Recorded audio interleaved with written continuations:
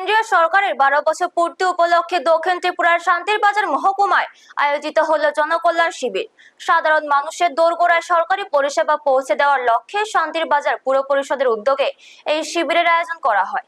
3 দিন ব্যাপী কর্মসূচির শেষ দিনে খগেন্দ্র চৌধুরী পাড়া উচ্চ বুনিয়াদী বিদ্যালয়ে অনুষ্ঠিত শিবিরে বিভিন্ন সরকারি প্রকল্প সম্পর্কে বিস্তারিত তথ্য তুলে ধরা হয়।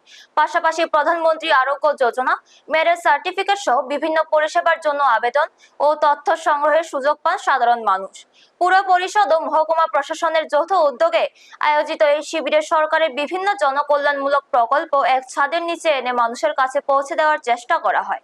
শিবিরে উপস্থিত নাগরিকরা বিভিন্ন সরকারি পরিষেবা সম্পর্কে সরাসরি তথ্য ও সহায়তা গ্রহণ করেন। অনুষ্ঠান শেষে অতিথিরা বিভিন্ন স্টল পরিদর্শন করেন এবং সাধারণ মানুষের সঙ্গে মত বিনিময় করেন। ব্যুরো রিপোর্ট, নিউজ তৎকাল 24। ভারতের প্রধানমন্ত্রী নরেন্দ্র মোদী সরকারের 12 বছর পূর্তি উপলক্ষে শান্তিবাজার পৌর পরিষদের অন্তর্গত কেসিপাড়া হাই স্কুলে শান্তিবাজার মহকুমা ভিত্তিক জনকল্যাণকর শিবির বসে। এই শিবিরে বিভিন্ন দপ্তর থেকে শিবির বসা হয় এবং এখানে শিবিরে হওয়াতে আমাদের কেসিপাড়া অঞ্চলের মানুষের উপকৃত হয়েছেন।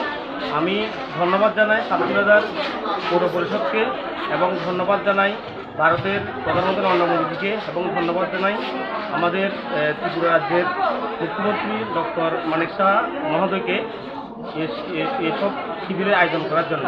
সবাইকে নমস্কার।